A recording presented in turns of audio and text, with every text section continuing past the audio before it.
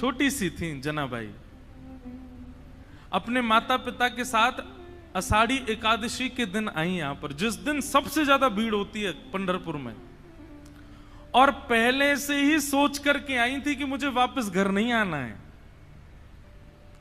तो पंढरपुर में जब आई तो यहां पर वारियां आई हुई थी, सब नाच रहे हैं, गा रहे हैं, विठल विठल विठला, माजा पांडुरंग विठला, जय जय राम कृष्ण हरि।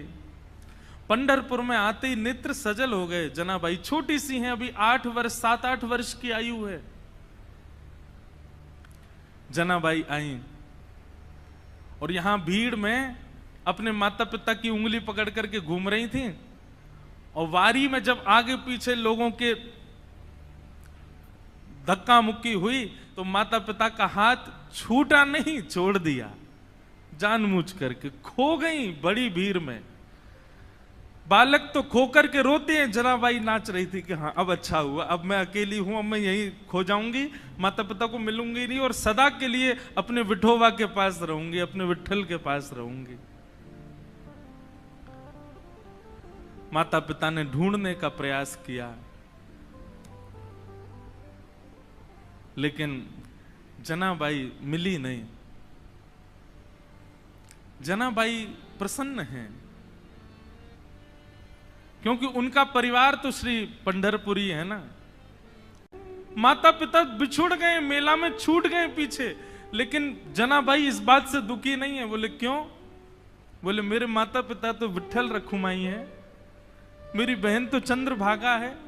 ये सब संत महापुरुष जो उछल उछल करके राम कृष्ण हरि कीर्तन कर रहे हैं, ये सब मेरे भाई बंधु हैं, यही मेरा परिवार है, मैं अब इन्हीं के बीच में रहूंगी। जनाबाई बताओ, बिछुड़ने पर प्रसन्न हो रही है, खो गई है मेले में, चंद्रभागा नदी के तट पर बैठी हैं। लेकिन 1 दिन 2 दिन 3 दिन 4 दिन बीत गए, बहुत भीड़ होने के कारण जनाबाई को ठाकुर जी का दर्शन नहीं हुआ। चंद्रभागा के तट पर जाकर के बैठी हैं और जाकर के अपने हृदय पर हाथ रख के कह रही, अरे मेरे बिठोवा, अरे मेरे बिठुराए, कब मिलोगे? तुम्हारे लिए सब छोड़ करके आ गई मैं।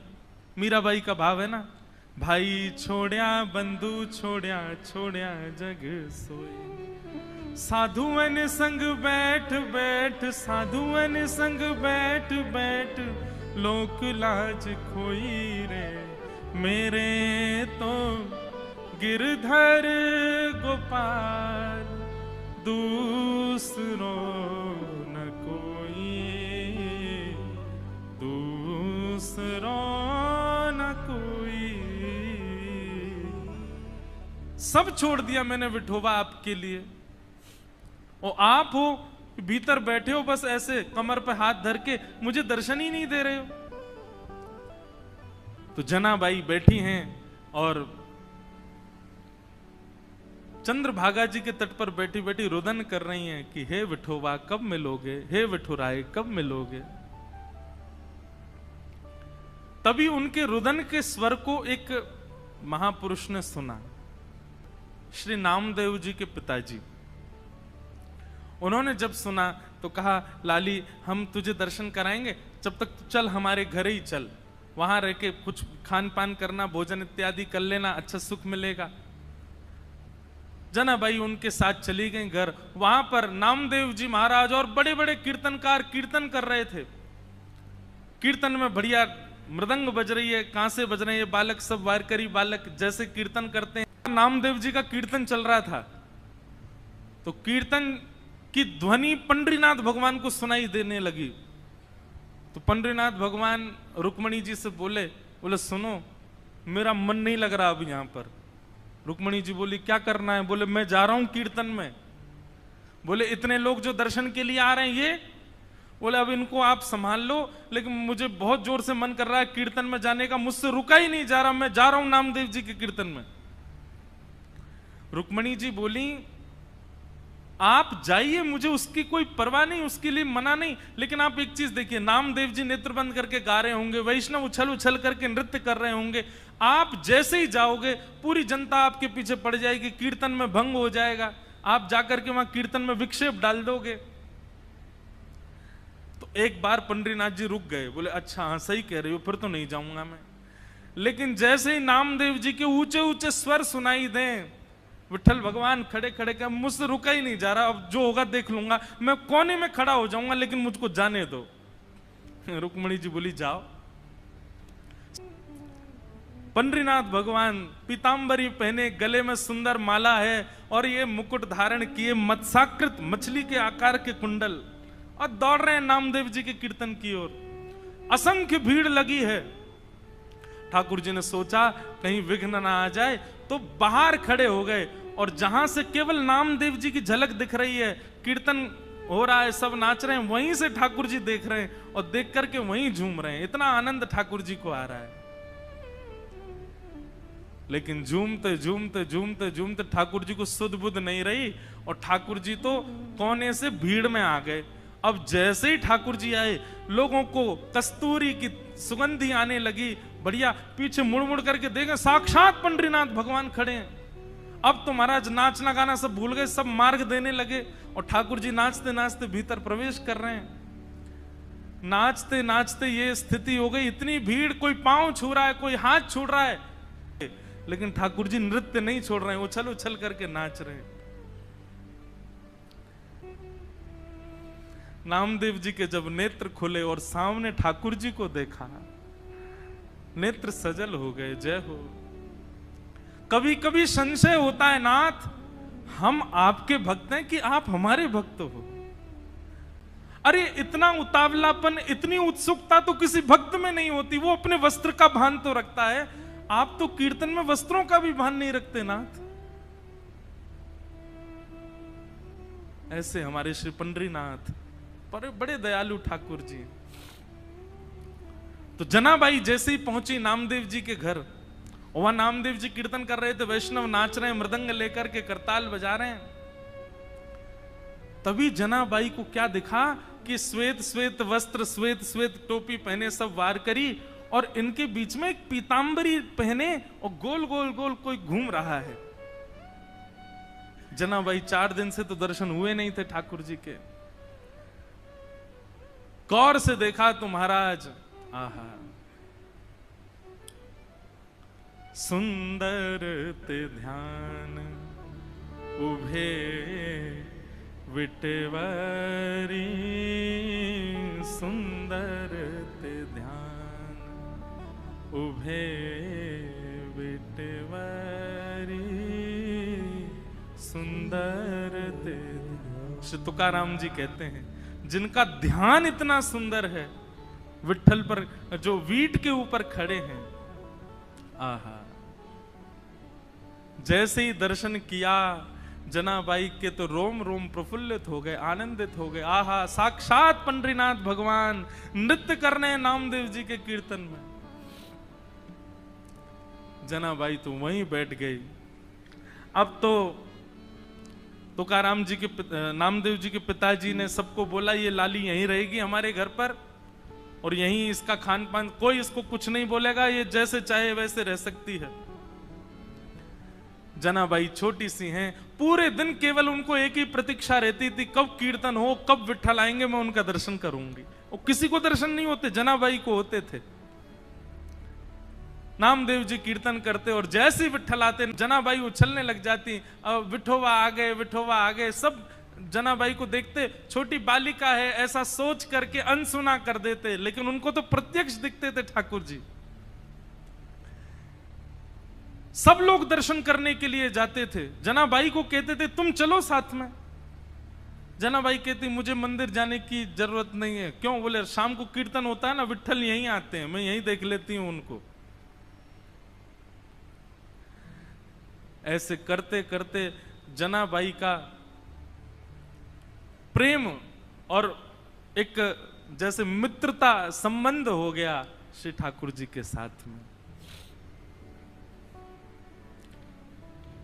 पूरे दिन सेवा करती और सेवा करने के बाद शाम को बैठ करके ठाकुर जी का चिंतन करती, ठाकुर जी के लिए प्रसाद क्या बनाना है, क्या सिद्ध करना है, ये सब विचार करती जनाबाई। ठाकुर जी इतने भाव से बुलाते ठाकुर जी को, ठाकुर जी आते थे उनके पास। एक दिन की बात, नामदेव जी ने ऐसा सुंदर कीर्तन किया कि ठाकुर जी और दिन से ज्यादा अधिक नृत्य किए उस दिन। इतना नृत्य किया, इतना नृत्य किया कि जनाबाई जैसे ही कीर्तन पूर्ण हुआ, जनाबाई रोने लगी। कोने में बैठे बैठे रो रही थी। सब लोग सोचने लगे क्या हो गया, पता नहीं छोटी सी बालिका रो रही है। नामदेव जी के पिताजी ने जाकर के कहा, बोले हे जनाबाई तुम रो क्यों रही हो? जनाबाई कहती हैं आज कीर्तन इतना सुंदर हुआ। बोले सुंदर कीर्तन में रोया जाता है? बोले नहीं, मैं इसलिए नहीं रो रही, आज कीर्तन इतना सुंदर हुआ कि पंडरीनाथ आए, विठोबा आए और इतना नृत्य किया, इतना नृत्य किया, मुझे तो मन में पीड़ा हो रही है। वो पूरे दिन खड़े रहते हैं, इतना नृत्य करके गए, कहीं उनके पांव दर्द तो नहीं कर रहे होंगे, कोई उनके पांव दबा रहा होगा कि नहीं? मुझे तो उस बात की बड़ी पीड़ा होती है। आप नामदेव जी से कह देना वो इतना ज्यादा अच्छा कीर्तन ना किया करें, सामान्य कीर्तन किया करें। वो अच्छा कीर्तन करते हैं तो श्री ठाकुर जी उसमें बहुत नाचते हैं, उनको कहीं पीड़ा ना होती हो चरणों में। जनाबाई मन में सोच रही है मेरे पास विठोबा होते, मेरे पास विठ्ठल होते, घी लेकर के आती, चरणों में मालिश करती, अपने हाथ से चरण दबा देती, मेरा विठोबा बहुत कष्ट में आ गए होंगे आज तो।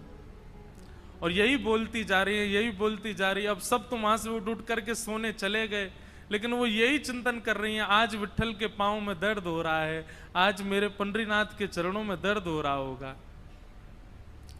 ये भाव मन में सोच ही रही थी कि इतने में ही पीताम्बरी पहने, कटी पर हाथ धरे, सुंदर सांवल वर्ण ठाकुर जी का श्री पंडरीनाथ भगवान वहीं प्रकट हो गए। और प्रकट होकर के जनाबाई के सामने बैठ करके पांव आगे पसार दिए।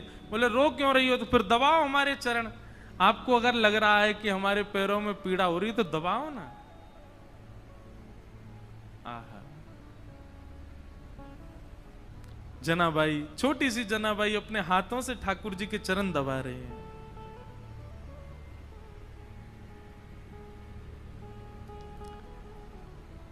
चरण दबाती जा रही हैं और मुखमंडल के रूप को देखती जा रही हैं, कैसा स्वरूप है श्री ठाकुर जी का।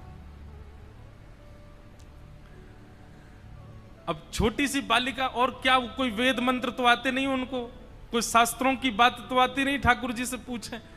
पैर दबाते दबाते जनाबाई पूछ रही है भोजन किया आपने? ठाकुर जी बोले हाँ किया। तो क्या पाया? बता दिया जो भी बनता मंदिर में, जो भी बनता ठाकुर जी बताए। बोले इसकी सब्जी बनी थी, जे चावल बने थे, रोटी बनी थी और पूरन पोली बनी थी। ठाकुर जी ने बताया, बोले पूरन पोली बनी, ये सब्जी बनी, चावल बने, ये सब पाया मैंने। जनाबाई पैर दबाते दबाते, अच्छा कल क्या पाया था? ठाकुर जी बोले यही पाया था। बोले जो आज पाया वही कल पाया? बोले हाँ यही पाया था। अच्छा तो परसों क्या पाया? ठाकुर जी बोले परसों भी यही पाया था। और 4 दिन पहले क्या पाया था? ठाकुर जी बोले यही बनता है, ये लोग मुझको यही देते हैं और कुछ नहीं देते, इनका फिक्स है, ये वही बनाते हैं वही खिलाते हैं मेरे को। इनका मंदिरों में नियम थोड़ी बदलता है, जो सब्जी है, जो दाल है, जो वही बनता है, रोज वही खिलाते ठाकुर जी को। जनाबाई बोली आप रोज रोज एक ही भाव खाते हो, मन नहीं भरता आपका? ठाकुर जी बोले भरता तो है, पर ठीक है कोई बात नहीं, भाव से बनाते हैं तो पाता हूं। जनाबाई बोली मैं कुछ नया बना के पवाऊं तो? ठाकुर जी बोले तुम बनाओगी? बोले अभी बना के लाऊं, आप बस बैठो मैं लेके आती हूं। नए नए पकवान बनाए, नई नई सामग्री बनाई और सामग्री बना के थाल में सजा। आधी रात सब सोए हैं पंढरपुर में, ठाकुर जी बैठे हैं, ठंडी ठंडी हवा चल रही है और जनाबाई ने लाके थाली सामने रख दी। ठाकुर जी को कहा पाओ।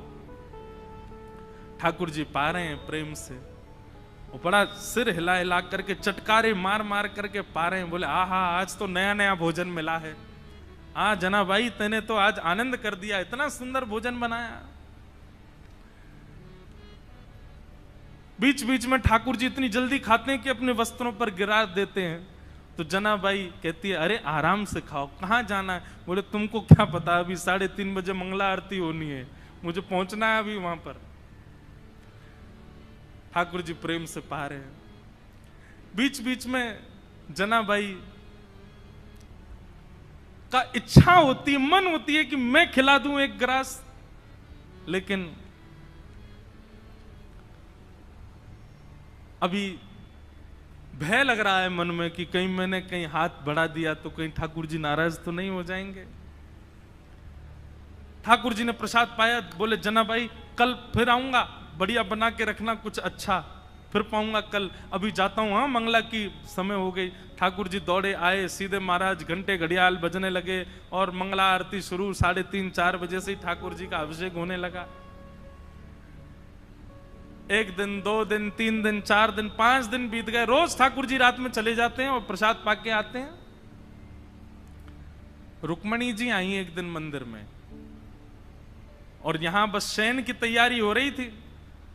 रुक्मणी जी आकर के बोली, वो भी ऐसी खड़ी हैं, ऐसी बोली होंगी, कहां जाते हो आप रात को? ये इतनी रात को कहां जाते हो आप, सही सही बताना। ठाकुर जी बोले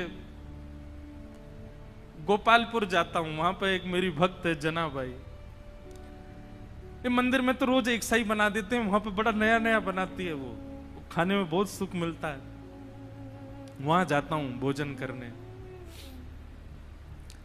रुक्मणी जी बोली अच्छा, इतना अच्छा भोजन बनता है कि रोज जाते हो? बोले हाँ, वो बड़े भाव से बनाती है।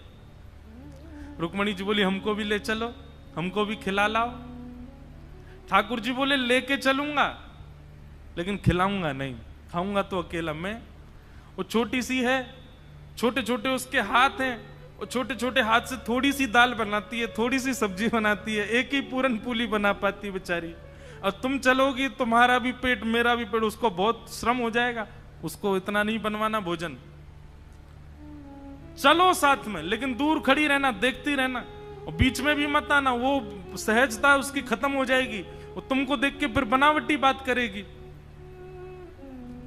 रुक्मणी जी बोली ले चलो, कुछ खिलाना नहीं, नहीं आऊंगी बीच में, लेकिन ले तो चलो, मैं भी तो देखूं ऐसा क्या, ऐसा उसका क्या भाग्य कि पंडरीनाथ रात में जाते हैं।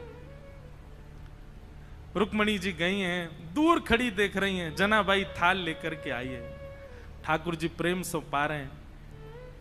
ठाकुर जी पाते, आज ही जनाबाई के मन में आया, बोले आज तो मैं अपने हाथ से खिला के मानूंगी, रोज तो ये मैं डर के मारे नहीं खिला पाती। ठाकुर जी जिम रहे थे बढ़िया प्रेम से, और चटकारे अपनी उंगलियां चाट चाट करके, बढ़िया आहा बहुत अच्छा बना है। दूर खड़ी रुक्मणी जी के नेत्र सजल हो रहे हैं, ये सौभाग्य तो मुझे भी नहीं मिला कभी, जैसा सौभाग्य जनाबाई को दे रहे हैं। बीच में जनाबाई के मन में भाव आया आज तो मुझे खिलाना ही है, तभी एक सामग्री उठाकर जनाबाई कहती बिठोबा ये तो पाओ, और ऐसे खाने में तल्लीन थे ठाकुर जी। ठाकुर जी ने भी विचार नहीं किया, ठाकुर जी ने भी मुख खोल दिया, हाँ खिलाओ। और जनाबाई ने जैसे ही अपना मुख अपने हस्त कमल से सामग्री ठाकुर जी के मुख में दी है, जनाबाई का हाथ वहीं रुक गया, ठाकुर जी का मुख वहीं रुक गया, दोनों के नेत्र सजल। और दूर खड़ी रुक्मणी जी भी कह रही हैं धन्य है जनाबाई, धन्य है, इनका सौभाग्य देखो, ठाकुर जी साक्षात इनके हाथों से पा रहे हैं।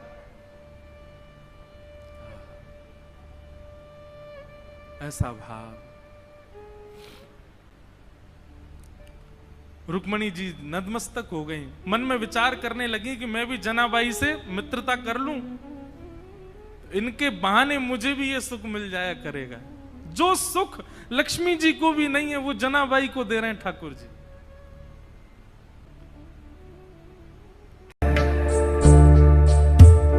मैं जब भी गिरा गिरने ना दिया, तेरे साथ नहीं कान्हा सब कुछ दिया।